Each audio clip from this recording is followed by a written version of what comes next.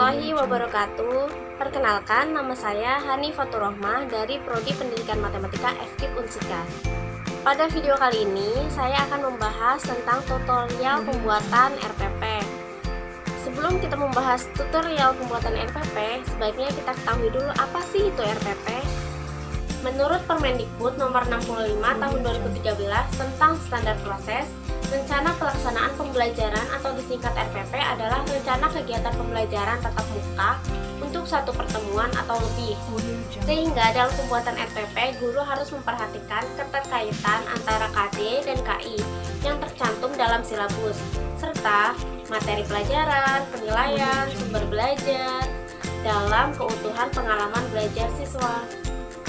Penyusunan RPP harus disusun secara sistematis agar pembelajaran berlangsung secara interaktif, memotivasi siswa untuk berpartisipasi aktif, serta memberikan ruang yang cukup bagi kreativitas dan kemandirian sesuai dengan bakat, minat, dan perkembangan fisik serta psikologi siswa.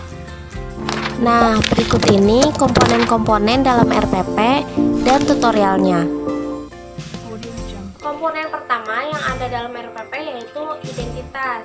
Identitas berisi diantaranya ada satuan pendidikan berisi nama sekolah, kemudian mata pelajaran berisi mata pelajaran apa yang akan diberikan, kemudian kelas atau semester, tahun pelajaran, kemudian materi pokok diisi sesuai dengan materi yang akan diajarkan. Alokasi waktu ditentukan sesuai dengan keperluan untuk pencapaian KD dan beban belajar dengan mempertimbangkan jumlah jam pelajaran yang tersedia dalam silabus dan KD yang harus dicapai.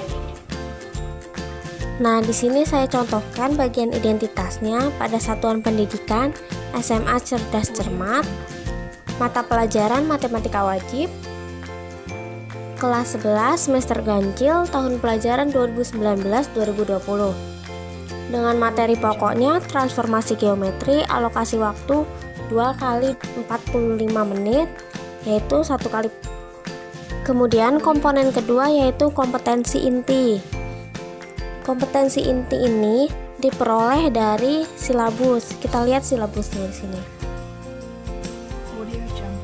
Nah, di sini silabusnya terdiri dari 4 KI.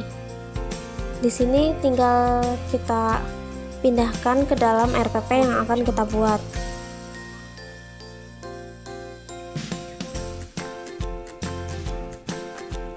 Kemudian komponen selanjutnya yaitu kompetensi dasar dan indikator. Kompetensi dasar dirumuskan berdasarkan silabus, sedangkan indikator dirumuskan berdasarkan kompetensi dasar menggunakan kata kerja operasional atau KKO yang dapat diukur. Indikator dirumuskan dalam kalimat yang simpel, jelas, serta mudah dipahami. Contohnya, pada indikator pertama menjelaskan definisi transformasi dan komposisi transformasi. Di sini kata menjelaskan menggunakan KKO pada C1. Kemudian yang ketiga adalah merumuskan tujuan pembelajaran. Tujuan pembelajaran menggambarkan proses dan hasil belajar yang diharapkan dicapai oleh siswa sesuai dengan kompetensi dasar. Tujuan pembelajaran dibuat berdasarkan SK, KD, dan indikator yang telah ditentukan. Yaitu selanjutnya ada materi pembelajaran. Materi ajar memuat fakta, konsep, prinsip, dan prosedur yang relevan dan ditulis dalam bentuk peta konsep sesuai dengan rumusan indikator pencapaian kompetensi. Di sini faktanya masalah kontekstual yang berkaitan dengan transformasi geometri. Kemudian konsepnya yang harus dipahami sebelumnya yaitu operasi penjumlahan matriks, operasi perkalian matriks, sifat-sifat pada masing-masing transformasi geometri. Prinsipnya memahami sifat-sifat transformasi geometri dengan menggunakan matriks, memahami prosedur untuk menyelesaikan masalah yang berkaitan dengan penggunaan matriks pada transformasi geometri, menyelesaikan masalah yang berkaitan dengan matriks. Kemudian ada prosedur, menentukan cara memahami fakta pada sifat-sifat transformasi geometri dengan menggunakan matriks, menentukan cara untuk masalah yang berkaitan dengan matriks. Komponen selanjutnya yaitu metode pembelajaran. Metode pembelajaran digunakan oleh guru untuk mewujudkan suasana belajar dan proses pembelajaran agar siswa mencapai KD atau indikator yang telah ditentukan.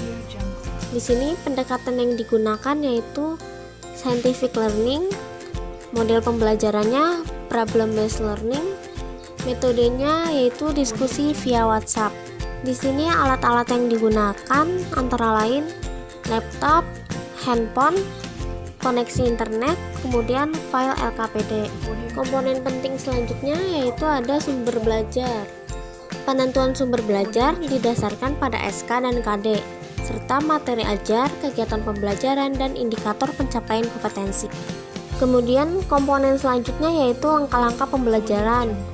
Di sini saya tambahkan satu langkah di mana ada persiapan karena pembelajaran ini dilakukan secara online sehingga perlu adanya persiapan.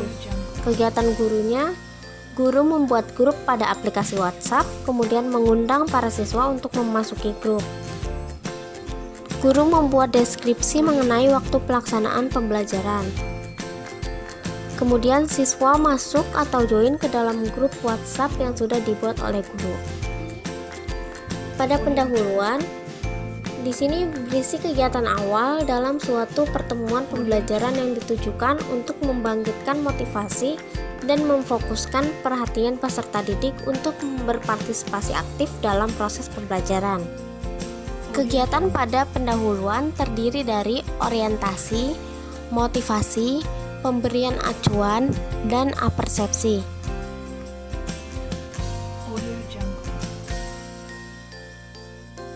Kemudian langkah selanjutnya yaitu inti.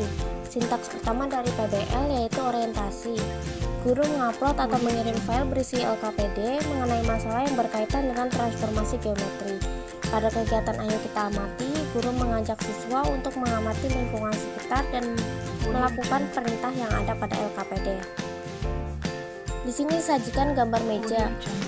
Kemudian guru bertanya, jika sebuah meja dipindahkan, apakah benda tersebut akan berubah bentuk? Setelah itu, siswa menuliskan alasannya. Pada fase 2 organisasi belajar, kemudian guru menyajikan masalah nyata kepada siswa. Sebelum menjawab permasalahan, guru menyarankan untuk membaca sumber yang sudah diberikan. Siswa memperhatikan permasalahan yang disajikan, kemudian mengidentifikasi masalah yang ada pada LKPD. Siswa diharuskan untuk memperhatikan permasalahan yang diberikan. Di sini pernyataan permasalahannya. Kemudian guru mengarahkan siswa agar mengidentifikasi apa yang perlu dilakukan untuk menyelesaikan masalah. Fase 3 penyelidikan individual maupun kelompok. Guru membimbing siswa melakukan pengumpulan data untuk menemukan penyelesaian atau solusi. Di sini siswa mencoba untuk menggambar sketsa perpindahan pion Rani ke dalam koordinat kartesius. Setelah itu guru memerintahkan untuk menyajikan data yang sudah diperoleh ke dalam tabel. Tabel pertama, kemudian ini tabel kedua. Sintaks selanjutnya yaitu mengembangkan dan mempresentasikan. Guru menanyakan kendala yang dialami siswa, menjelaskan poin-poin yang dianggap sulit. Kemudian guru mengarahkan siswa untuk membuat kesimpulan dari proses pembelajaran. Kemudian pada fase terakhir menganalisa dan mengevaluasi. Setelah guru memberikan kesempatan kepada siswa untuk menyampaikan kesimpulan pembelajaran, guru memberikan apresiasi kepada siswa yang telah menyampaikan hasil belajarnya. Kemudian guru mengevaluasi hasil dari jawaban siswa dan membimbing siswa untuk menemukan kesimpulan yang tepat. Setelah itu kegiatan penutup. Kemudian guru menutup pertemuan dengan mengucapkan syukur karena pembelajaran bisa berjalan dengan lancar. Kemudian mengirimkan file berisi tugas ayo mencoba untuk dikerjakan siswa sebagai bahan untuk mengambil nilai pengetahuan. Setelah itu hasilnya di-scan, kemudian dikirim melalui chat grup WhatsApp. Komponen terakhir yaitu penilaian hasil belajar. Teknik penilaian sikapnya diambil ketika diskusi berlangsung, kemudian penilaian pengetahuan, hasil scan tertulis, penilaian keterampilan melalui portofolio. Berikut ini lembar penilaian sikapnya. Kemudian berikut ini lembar penilaian kognitif, afektif, dan psikomotorik. Selanjutnya petunjuk teknis penilaian sikap spiritual berdasarkan pengamatan sikap dan respon peserta didik dalam diskusi baik terkait dalam proses pembelajaran maupun secara umum. Skor maksimal diperoleh dari jumlah sikap yang dinilai dikalikan jumlah kriteria. Kemudian skor sikap diperoleh dari jumlah skor dibagi jumlah sikap yang dinilai. Kemudian petunjuk penilaian pengetahuan dan keterampilan. Penilaian ini dilihat dari hasil pekerjaan peserta didik dengan cara menyelesaikan instrumental soal yang diberikan. Total skor sama dengan jumlah skor yang diperoleh siswa dibagi jumlah skor maksimal dikali skor ideal. Tadi kita sudah membahas tentang apa itu RPP, komponen-komponen RPP, dan bagaimana cara pembuatan RPP. Terima kasih sudah menonton, semoga bermanfaat. Selalu jaga kesehatan dan tetap semangat. Assalamualaikum warahmatullahi wabarakatuh.